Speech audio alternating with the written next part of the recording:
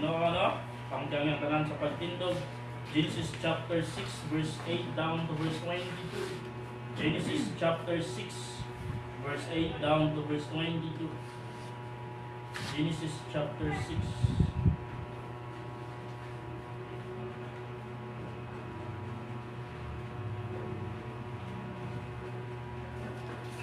Say amen kung na. Okay, sunda ko sa inyong mga mata ang pulong sa Ginoo na gaingon. In the book of Genesis chapter 6 verse 8, but Noah found grace in the eyes of the Lord. These are the generation of Noah. Noah was a just man and perfect in his generations, and Noah walked with God. And Noah begot 3 sons, Shem, Ham, and Japheth. And the earth also was corrupt before God, and the earth was filled with violence. And God looked upon the earth, and behold, it was corrupt, for all flesh had corrupted his way upon the earth. And God said unto Noah, the end of all flesh is come before me, for the earth is filled with violence through them, and behold, I will destroy them with the earth. Make thee an ark of gopher wood. Roms shall thou make in the ark, and shall pitch it within and without with pitch. And this is the fashion which thou shalt make it of. The length of the ark shall be 300 cubits, and the breadth of it 50 cubits, and the height of it 30 cubits. A window shalt thou make to the ark, and in a cubit thou shalt finish it above. And the door of the ark shalt thou set in the side thereof, with lower, second, and third stories shalt thou make it. And behold, I do bring a flood of waters upon the earth, to destroy all flesh, wherein is the breath of life from under heaven, and everything that is in the earth shall die. But with thee will I establish my covenant, and thou shalt come into the ark, thou and thy sons and thy wife, and thy sons' wives with thee. And of every living thing of all flesh, 2 of every sort thou shalt bring into the ark, to keep them alive with thee. These shall be made the female of fowls after their kind, and of cattle after their kind, of every creeping thing of the earth after his kind. 2 of every sort shall come unto thee, and to keep them alive. And take thou unto thee of all flood that is eaten, and thou shalt gather it to thee, and it shall be for food for thee and for them. Thus did Noah according to all that God commanded him, so did he. The flood quarantine. The flood quarantine. Pray, precious Father, in the name of the Lord Jesus Christ, Lord, thank you. Salamat sa mga kayo, salamat sa kapunon ni mong gihatag ka na mo, Lord God.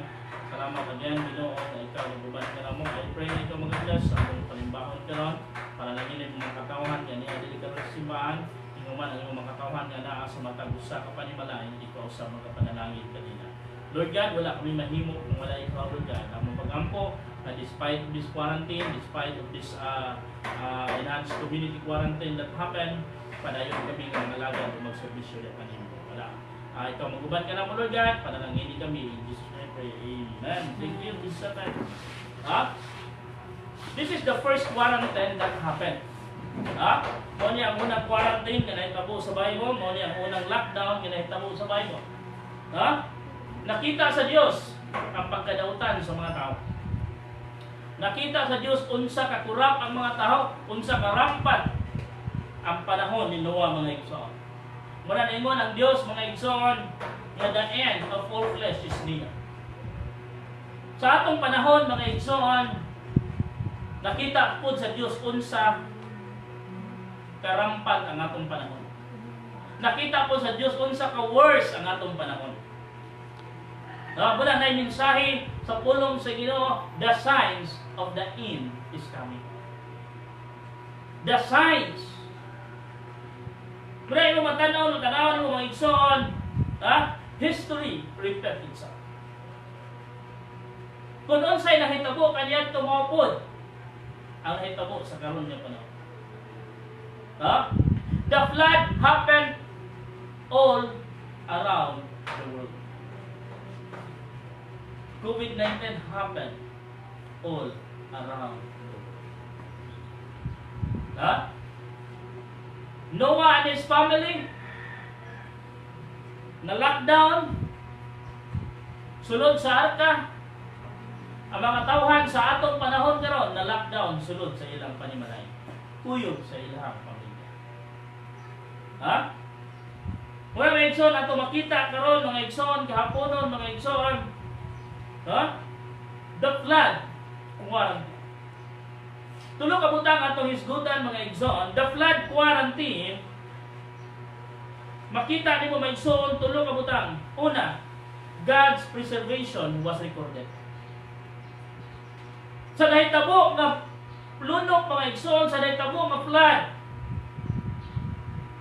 makita nato mga igsoon, God's preservation was recorded. So, tanawa in verse 18 mga igsoon, ingon ang Bible, but with thee will I establish my covenant, and thou shalt come into the ark, thou and thy sons and thy wife and thy sons' wives with thee. And of every living thing of all flesh, two of every sort shall thou bring into the ark to keep them alive with thee. These shall be male and female. Ibang makita mga igsoon, nga despite sa nahitabo mga igsoon, despite sa kasuko sa Dios, napadayag lang gihapon o na-record lang gihapon ang pag-preserve sa Dios sa mga butang nga naa sa kalibutan. Not only human being, but including the animals. God also preserved the animals. Nga naman, gi-preserve sa Dios ang mga animals, mga igsoon, because kita nga mga human being, kita ang dunay dominion over them. Ha? Sa history sa Bible, mga igsoon, sa mga panghitabo sa Bible, mga igsoon, makita nimo ang preservation sa Ginoo ngadto sa iyang mga katawan. For example, sa atong text karon, Noah and his family, God preserved them. Why? Because Noah found grace in the sight. Tanawa? In verse 8, but Noah found grace in the eyes of the Lord. Why? Because our God is a graceful God. Naluwas si Noah o ganyan panimalay tungod sa grasya sa Dios. Sa karon nga panahon, nakaangkon ta og kaluwasan or makaangkon ka og kaluwasan tungod gihapon sa grasya sa Dios. In Romans chapter 2 verse 8 and 9, for by grace are you saved through faith. Grasya lang sa Dios. You preserve sa Ginoo si Noah, which is atong nakita mga igsoon tungod sa grasya sa Ginoo. Nakaangkon tag kaluwasan o kita nga mga Kristiyano, you preserve ka sa Ginoo ini nga sitwasyon, ini nga crisis karon tungod ra gyapon sa grasya sa Ginoo. Sa grasya.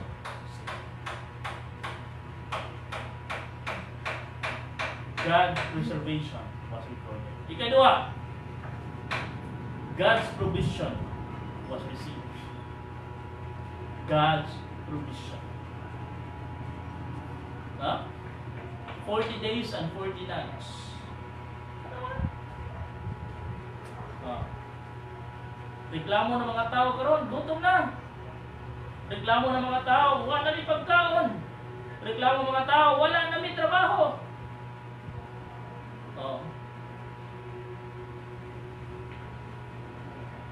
Naigina nga nag-live siya sa iyang Facebook. Taga Palawan, iyang gireklamo ang ilang barangay, iyang gireklamo ang iyang kapitan, nanawagan siya. Ang sunod niya nga video na pod, nangayon na pod siya tabang kay prisuhonon siya.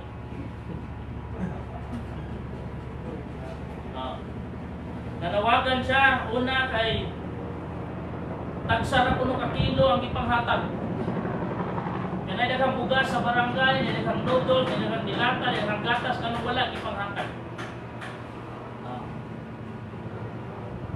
pagsunod niyang video, nangay na siya tabang ni Duterte, ni Rapi Tulfo, o sa ubang pang mga labi na kailang mga silingan, yung suportaran siya. Okay, iharas siya sa ilahang kapitan. Unya, tungang gabi na, 10 oras sa gabi, naghatag ang barangay. Resulta to sa iyang video.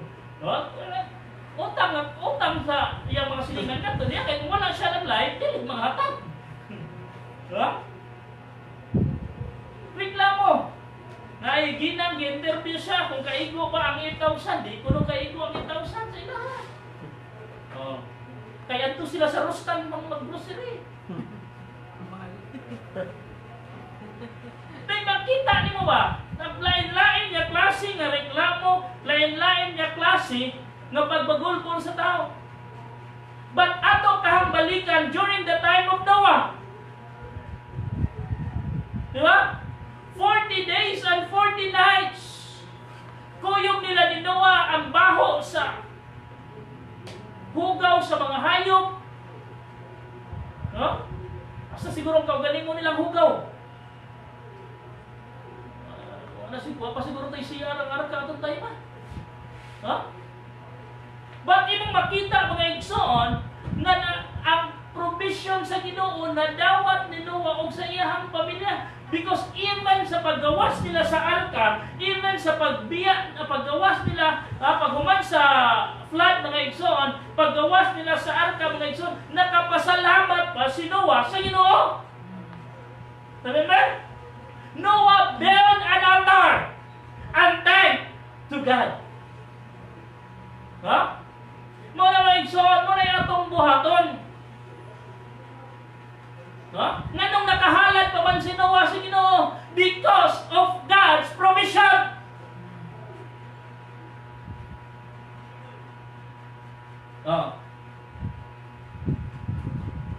Next week, mahuma na ang quarantine.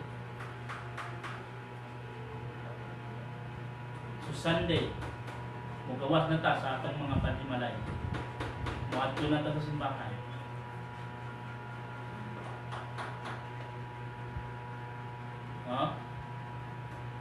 Gatong ihalad sa Ginoo. Ang unsa man niya butang, nag-provide sa Ginoo.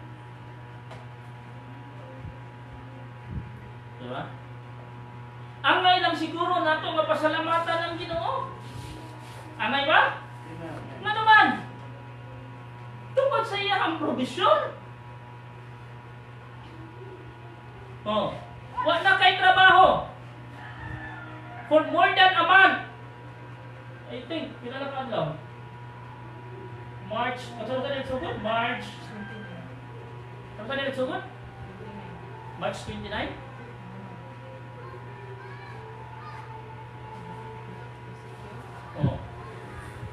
Wala pa April. Ito tanawa. Di ba?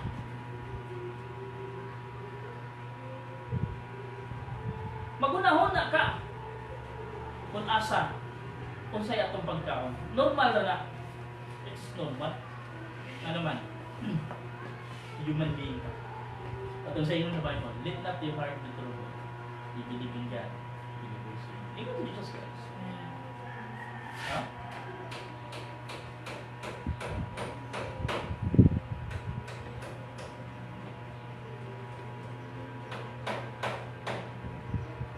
Usa ka blessing lang ngayon so. May na kumusta? Pastor, kumusta mo diha? Okay lang, basta sige mo kanay. Pastor, na pa mo pagkaon, oo na pa man daghan pa. Yun sa pastor, wala man mo yung opening. Kuha ang Ginoo nagkuha. Pero wala na to. Wala nga mag-inon nimo nga wala na ra ba? Di ba pwede? Diba? Wala pwede. Right. I talk to God. Lord, may balo ka nga wala. Gapon, nag-print ko gospel tracts, preparation para pag-open ng balik para sa atong buluhaton. Unexpected person niabot diri. Actually, kaduha na siya nga rin. Ako kaila ng tawhana. Ang iyang mama lang kaila ako. No? Niabot diri. Naay gipadala iyang mama. Pastor, love gift ni mama. No? Still God provide. Still God works in a mysterious way. Iyang mama, wala si Pasimba. Last year pa. Pero God worked in a mysterious way. Nga naman, dili pasagdan sa Diyos ang iyang mga katawhan na hindi pagturo sa iya. No? Ang kailangan mo celebrate ta of Thanksgiving fellowship. Ang kailangan magpasalamat ka sa Ginoo. No? Pasalamat yung Ginoo. Kung unsa nga butang na imong pwede na i-present sa Ginoo as a thanksgiving offering nimo sa Ginoo, do it together with your heart. Make it a sincere gift. Make a sincere offering unto the Lord as a thanksgiving offering unto the Lord.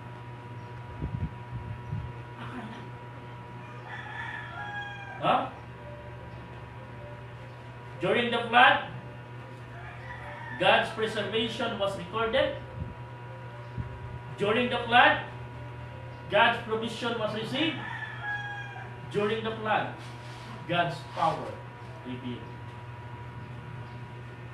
Hinumdumi mga igsoon, unsa kadako ang atka. Tulo ka andana. Way makina. Way gasolina. Giludupan tibuok kalibutan. 40 days and 40 nights. But Noah and his family are saved. Why?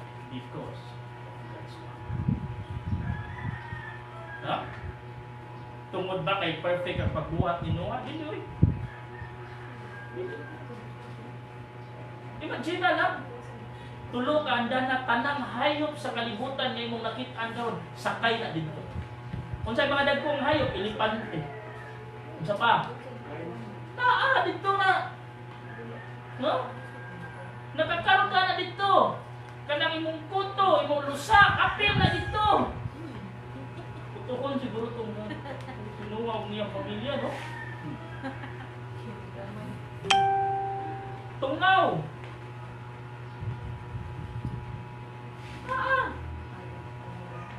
Tanawa lang. Ha? Gipahimutan sila sa Ginoo sa pinakataas ng bukid. I-secured sila sa Ginoo. Tungkol sa gahon.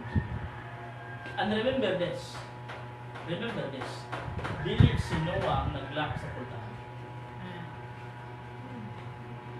Dili si Noah ang naglak sa pultahan. Eh kung si Noah pang naglak sa pultan, pwede ito niya ablihan ang mga tao, luway kayo. Ala? Pagsukod siguro sa ulan ang mga tao, nahibulong na pagsaka sa tubig, nagdagan-dagan na paingon na ito ni Noah ang uban siguro. Ha? Siguro mga pag-umangko ni Noah, mga kinubos ni Noah, mga niludhan sa kasal, mga silingan ni Noah. Kung si Noah pa ang naglak, mga igsoon, may tendency kasakay na sila. But dili si Noah ang naglak. It is God who sealed the ark. Huh? It is God. So it means God will protect Noah and his family. The power of God covered the ark and Noah's family. Huh? Yung lockdown na ito po, God's power covered us, Christians. Wala tagikulangan nga naman, gunay ka po ng ating dito. Huh? In the Bible in chapter 7 verse 1, and the Lord said unto Noah, come down, and all thy house into the ark. Verse 1, For thee have I seen righteous before me in this generation. Of every clean beast thou shalt take of thee by sevens, and male and his female, and of beasts that are not clean by two, the male and his female. Of fowls also of the air by sevens, the male and female, to keep seed alive upon the face of the earth. For yet 7 days, and I will cause it to rain upon the earth 40 days and 40 nights. And every living substance that I have made will I destroy from off the face of the earth. And Noah did according unto all that the Lord commanded him. And Noah was 600 years old when the flood of waters was upon the earth. And Noah went in, and his sons, and his wife, and his sons' wives, with him into the ark because of the waters of the flood. Of clean beasts, and of beasts that are not clean, and of fowls, and of everything that creepeth upon the earth. He went in two unto Noah into the ark, and the male and female, as God had commanded Noah. And it came to pass after 7 days that the waters of the flood were upon. Yeah? Makita niyo ang gahong hindi naman mahal. Makita niyo sa kagamanan na despite na nagsawa sa lockdown na naitabo, kadayon niya po na nangalagad sa iyo. Diba? Sa ako ng gingon, diri sa Lapu-Lapu, including the evangelical churches, all churches, even the Catholic Church, kita lang ang nai-service. Kita lang. Yeah? Most of them are in their houses. Isa na, po, mapanalangin sila. Isa na, blessings. No? Salamat sa atong mga padre di pamilya usab. Nasulod sa ilang ka Sundays na nag-quarantine, sila ang i-take over, sila ang nagpakita ng pastor, ni-lead sa ilahang panimalay on services. Salamat po sa inyo ha, saludo po sa inyo ha, mga amahan, mga leader sa panimalay, na dinatapok ninyo ang inyong pamilya para kapadayon ang pagpangalagan sa inyo. Ayaw ay pag-uno, ayaw pag-undang pagpangalagan sa inyo. Padayon ka ng mga lagad sa inyo angkot sa pagbalik sa inyo. Kung sa'yo na itabo kanyan to during the flood, mga igsoon, mga po may tabo na ito para. During the flood, God preservation was recorded. Now, during our time, we preserved by God, and that was. During the flood, God's provision was received. During our time, God will provide and receive God's provision. During the flood, God's power revealed. During our time, we see the power of God in us. God revealed His power in us. Precious power.